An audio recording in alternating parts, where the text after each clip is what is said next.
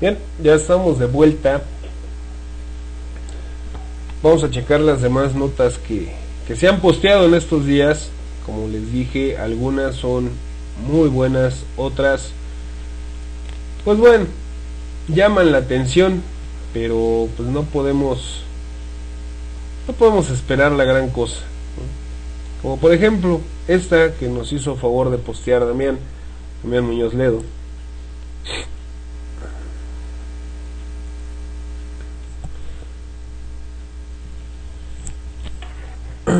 Perdón.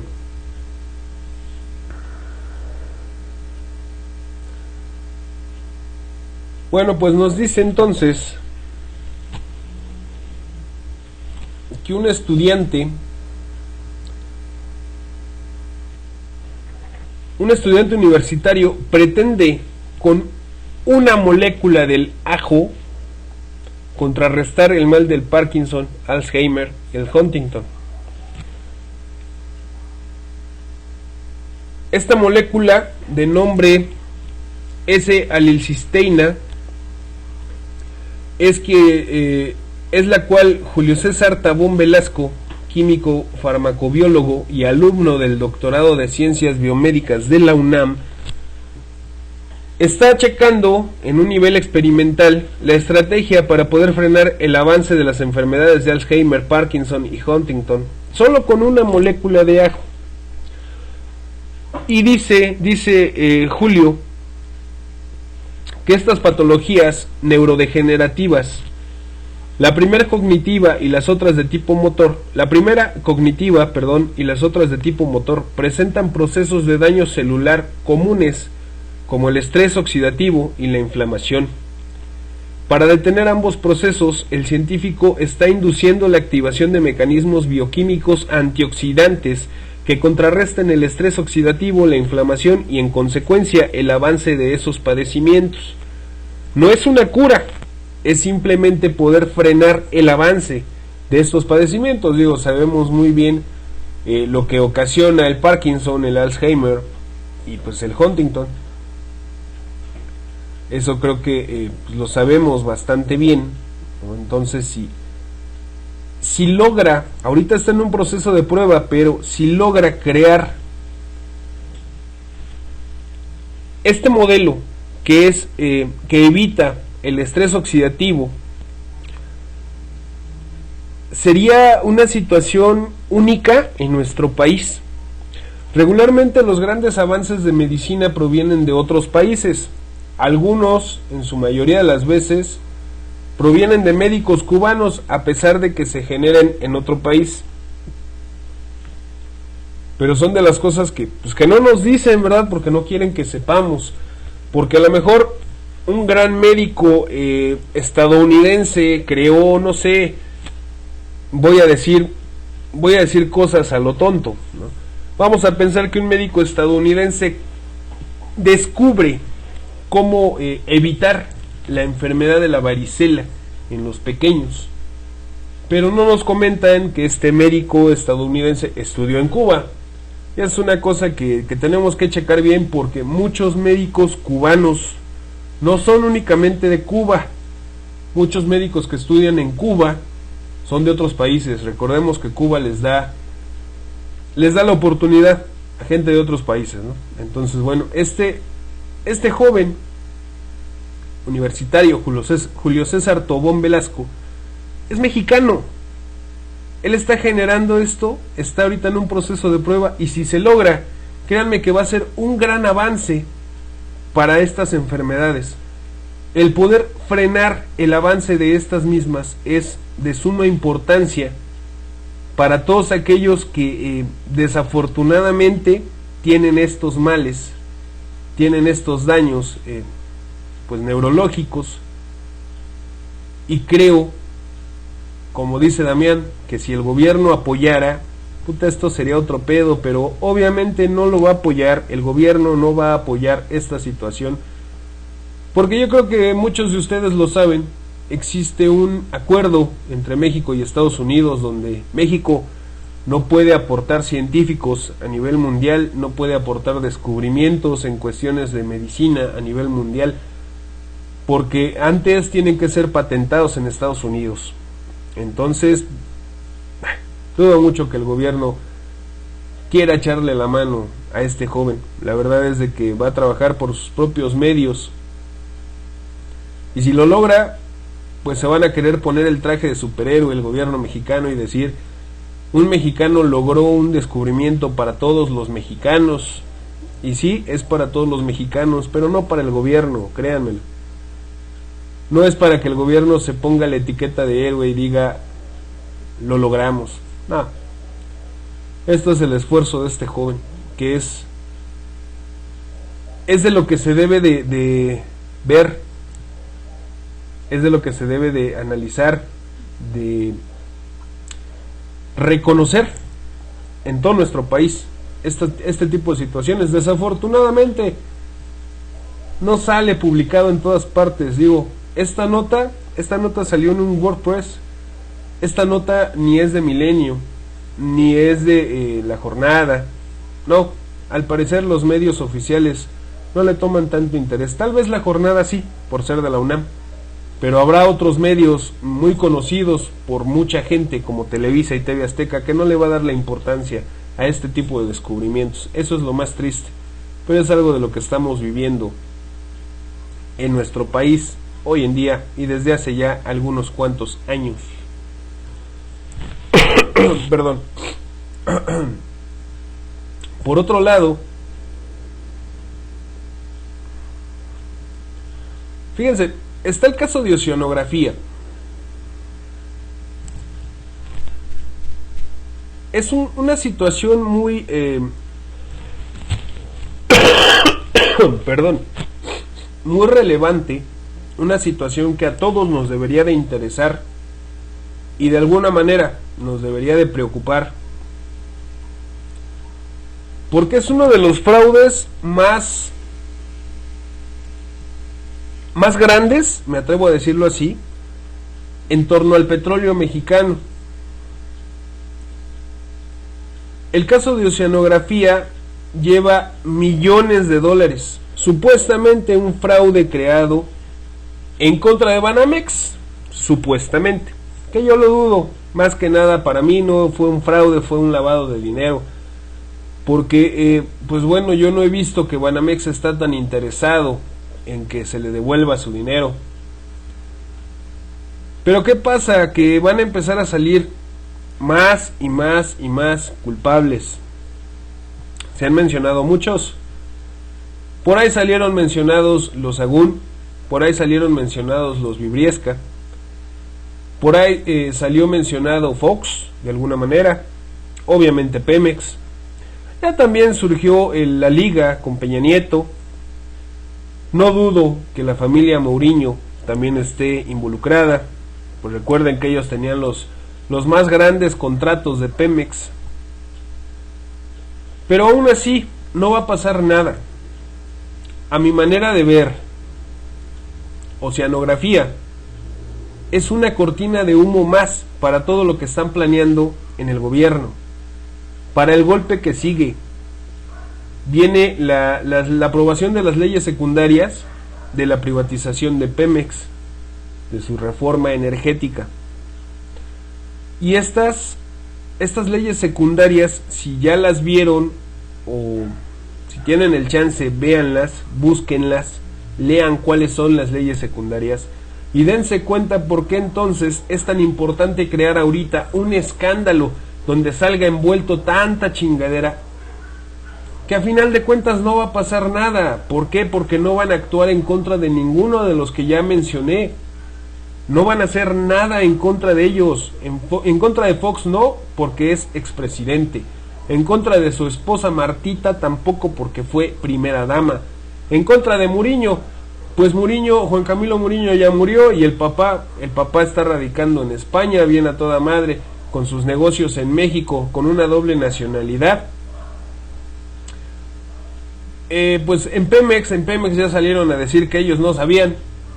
Los directivos de Pemex ya estuvieron diciendo que ellos no tenían conocimiento acerca de esa situación y que ellos eran los que más peleaban que se investigara a fondo el caso de oceanografía. Obviamente los Briviesca pues siguen con sus negocios siguen con sus negocios y les conviene más tener sus negocios como escudo para no salir embarrados en esta situación. Y pues insisto de nueva cuenta, Banamex hasta ahorita no ha pegado el grito en el cielo y se supone que son 400 millones de dólares los que le defraudaron a Banamex supuestamente. ¿Y qué dice Peña Nieto? Peña Nieto no dice nada. Peña Nieto dice, el gobierno federal dice que van a ir sobre el caso de Oceanografía hasta sus últimas consecuencias y que aquel que resulte responsable será castigado conforme a la ley. Obviamente al pendejo nacional no le van a hacer nada. ¿Por qué? Porque es presidente y ahorita para cualquier autoridad gubernamental, aunque pertenezca al poder judicial de la federación, no le van a hacer ni madres porque es presidente. A mi manera de pensar, es una cortina de humo. Lo que están preparando está cabrón y viene fuerte. Las leyes secundarias de las distintas reformas que aún faltan y las reformas que siguen, porque todavía no terminamos, este cabrón quiere reformar todo. Las reformas que siguen van a estar igual de pesadas, van a estar igual de fuertes. Ya muchos partidos que en principio habían votado a favor de la reforma energética, ahora ya están en contra de la reforma energética y piden que se investigue Oceanografía a fondo, piden que se castigue a los culpables del gran fraude de Oceanografía. Tal vez sea una forma en la cual ellos, como entre comillas opositores al PRI, van a buscar la manera de echar hacia atrás esta reforma energética, pero no se va a lograr, créanmelo, va a estar sumamente complicado. Pero igual, vamos a seguir pendientes de lo que se comente alrededor de Oceanografía. Sin embargo, yo insisto, esta es una cortina de humo y lo que viene va a estar cabrón. A lo mejor no vamos a sentir el chingadazo así, de golpe, pero como lo han venido haciendo poco a poco, nos van a ir aumentando todo.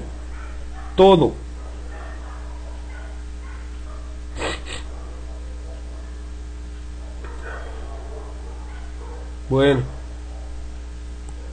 dice Damián, ya bloquearon a Tepeque Libre. No sé de qué me hablas, creo que de Michoacán. Huram, dice Videgaray que no habrá rescate de Oceanografía, solo eso faltaba. Pues claro, nada más faltaba que nos la aplicaran como el Fobaproa. Digo, pues es una estupidez, pero no tiene por qué haber un rescate de Oceanografía. La verdad es de que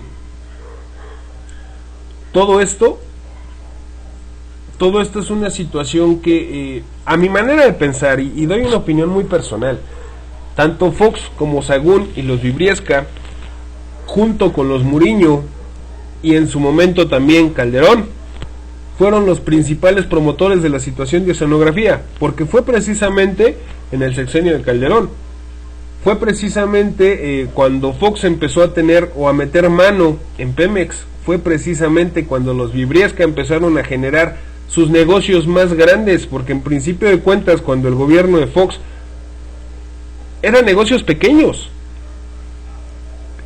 Hoy en día, si vemos los negocios de los Vibriesca, digo, a nivel federación tienen todas las puertas abiertas.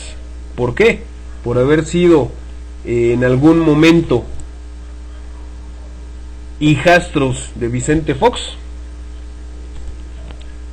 Ahí lo dejo a su consideración, pero insisto, es una cortinita de humo. Recuerden, vienen elecciones. Dice Hiram, gritos falsos, saben que perderán muchos votos. Exactamente, Hiram. Exactamente, por eso ahora resulta que están pidiendo que se investigue a fondo el caso de Oceanografía y se castigue a los responsables.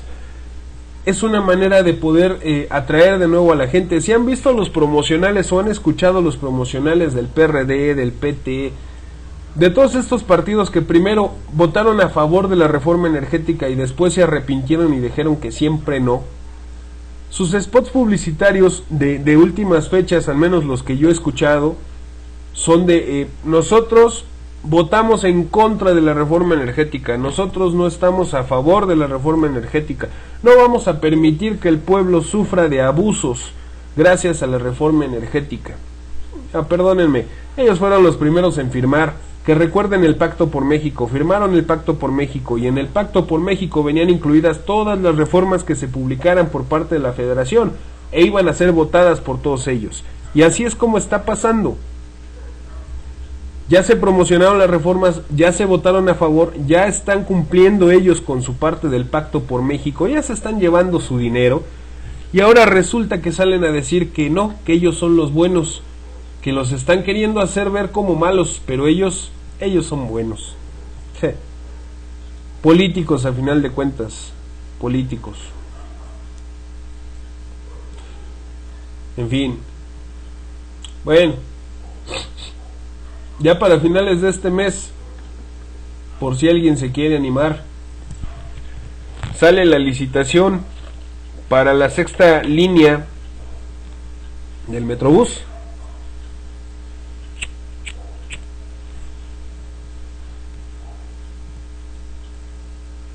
El director del Metrobús, Guillermo Calderón, anunció que a finales de marzo se lanzará la licitación para la construcción de la 6ª línea, que correrá sobre eje 5 norte de Aragón a El Rosario y tendrá una longitud de 20 kilómetros, contará con 32 estaciones y 2 terminales, y en esta se invertirán 1.650 millones de pesos.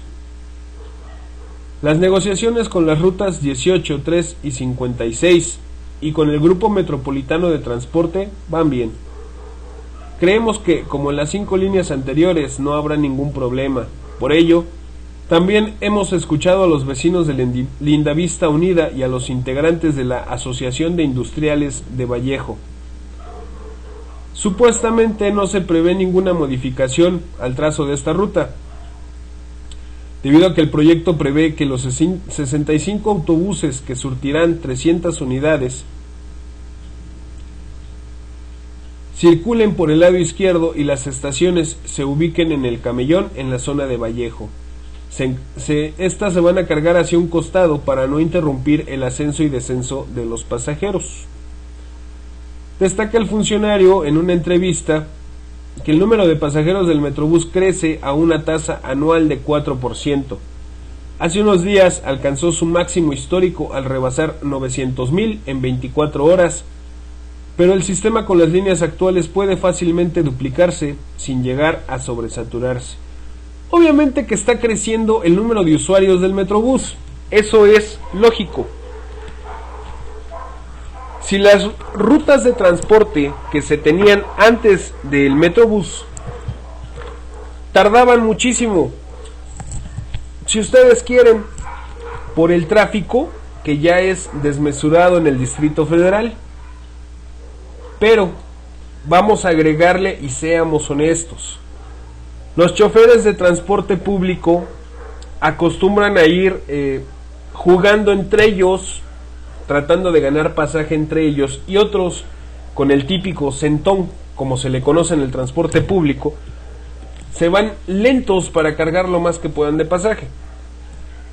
Obviamente los usuarios de estas rutas pues ya estaban fastidiados de que tenían que salir 15, 20 minutos antes de su casa, de la hora habitual, para poder llegar a una hora más o menos buena a su trabajo. Con el Metrobús, lógicamente redujeron tiempo. ¿Por qué? Porque lo que pretende o lo que hace el Metrobús es no meterse dentro del tráfico. Por decirlo de alguna manera, el Metrobús tiene acceso libre. Respeta semáforos, respeta los cruces importantes, sí.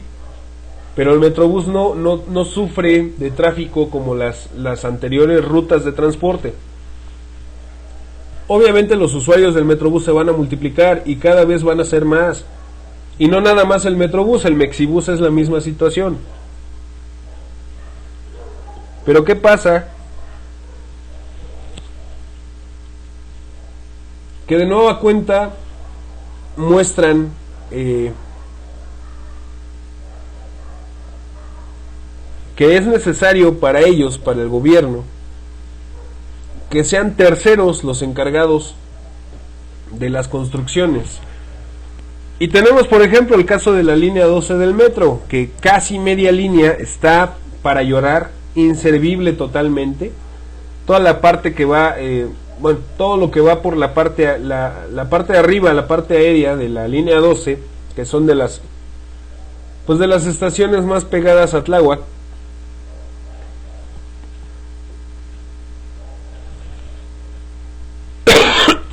perdón, presentan problemas en su trayecto. Y según expertos, los trenes se pueden descarrilar. ¿Por qué? Porque no están bien construidas las vías, no tiene una estabilidad total el tren. Entonces, obviamente con la velocidad, las curvas y demás, pueden descarrilarse estos trenes, estos vagones. Y el riesgo que está corriendo la gente. Imagínense ustedes todo el riesgo que está corriendo la población. Una línea más del metro, por lógica, permite el uso de millones de usuarios, porque anteriormente tardaban casi hora y media en llegar de su casa al metro más cercano, que en este caso es Tasqueña. Pues con el metro, por lógica, redujeron tiempo. Tal vez de hora y media hacían quizás 40 minutos. Entonces, los usuarios son muchísimos. Pero todo por el chingado capricho y el berrinche de Marcelo, en su momento, de querer inaugurar la chingada línea 12, pues lo hicieron a lo pendejo, todo quedó hecho a lo tonto. A final de cuentas, yo insisto, y hasta que no me demuestren lo contrario, voy a seguir con la misma idea. El único que gana con el Metrobús y con el metro, la línea 12 principalmente, es Marcelo Ebrard. Y no hablemos acerca de las empresas de publicidad del metro, y no hablemos tampoco de los taxis del aeropuerto, no hablemos de los taxis del Distrito Federal, los ecológicos. La verdad es de que este señor, Marcelo Ebrard, logró hacer mucho con empresas prestanombres que hasta el día de hoy yo tengo conocimiento que son de él, le pertenecen a él, a Marcelo. Hasta que a mí venga alguien y me demuestre lo contrario, pues con los documentos que avalan la propiedad de dichas empresas, dejaré de pensarlo así y de expresarlo así. Pero por algo el interés de meter el Metrobús, por algo el interés de la creación de la línea 12 y la urgencia de terminarla y echarla a andar. Insisto, las empresas de publicidad generan millones de pesos para el sistema de transporte colectivo metro. Hasta ahorita el metro, entre comillas, sigue siendo del gobierno. No tarda en privatizarse. ¿Por qué? Porque el gobierno no puede solventar los gastos. El gobierno argumenta que es mucho el dinero que tiene que gastar para corregir las líneas, para mejorar los vagones, para todo lo que tienen que hacer. Entonces, si el gobierno dice no poder, pues obviamente van a buscar terceros que puedan llevar a cabo la tarea que el gobierno no quiere hacer. Dice Hiram, y la línea atorada de Ebrard, costosa, inútil y que le dio muchos billetes a alguien, puros fraudes. Claro, Hiram, es precisamente lo que estaba comentando. Yo hasta donde tengo conocimiento, las empresas, algunas de las empresas que tuvieron que ver en la construcción de la línea 12 tienen prestanombres y están en realidad a nombre de Marcelo Ebrard, así como lo hizo con las primeras líneas del Metrobús. Así lo quiso hacer con el metro. Yo creo que pensó que era lo mismo, pero pues no, resultó que no es lo mismo. Que por ahí hay otras empresas involucradas como ICA, creo que Carso también estaba involucrada. No la de Carlos Slim, o no sé si esta pertenezca a Carlos Slim, ahí sí desconozco, pero esta de Carso es una empresa constructora. Pero vaya, todo ese dinero que se genera, pues va para allá, Supuestamente el gobierno en la cuestión del Metrobús gana 50 centavos por cada viaje. Quiere decir que entonces no le pertenece al gobierno. Quiere decir que entonces no le pertenece a terceros, le pertenece a un solo dueño. E insisto, hasta el día de hoy, si a mí alguien viene y me demuestra lo contrario, dejaré de pensar lo mismo y de decirlo de la manera que lo estoy diciendo. Pero el único ganón en toda esta situación del Metrobús, del metro y de tantas empresas de transporte que se crearon es Marcelo. El buen Marcelito, al saber que no iba a tener candidatura para 2012, pues decidió hacer dinero con el transporte y otras tantas cosas más, para que ahora en 2018, tratando de que el PRD le dé candidatura, pero creo que no se la van a dar. Tal parece que no está contemplado Marcelo Ebrard para la candidatura del 2018. Pero bueno, vamos a esperar, todavía falta tiempo. Vamos a ver qué sucede en este lapso de tiempo. Y pues sigámosle engordando la bolsa a Marcelo Ebrard. Desgraciadamente y sin intención alguna, como usuarios del servicio de transporte colectivo, del sistema de transporte colectivo Metro y del Metrobús, pues tenemos que pagar el viaje y quien gana es Marcelito. Pero bueno, yo aquí les puedo decir que el movimiento Posmesalto está haciendo una gran labor en el metro, y no estaría nada mal que también lo hicieran en el Metrobús. Desafortunadamente, como en el Metrobús son concesiones, pues ahí sí los dueños de la concesión van a poder demandar de manera directa a aquellos que ingresen sin pagar al servicio del Metrobús. Pero bueno, mientras, vamos a seguir chingando al metro, vamos a seguir tronando a Joel, vamos a seguir tronando a Mancera, hasta que renuncien, porque eso es ahora lo que se va a buscar. La renuncia de Mancerda y la renuncia de Joel Ortega, por la ineptitud y más que nada por servir a intereses de terceros y no por servir a su pueblo. Vamos a hacer una pausa, déjenme cortar este video y volvemos.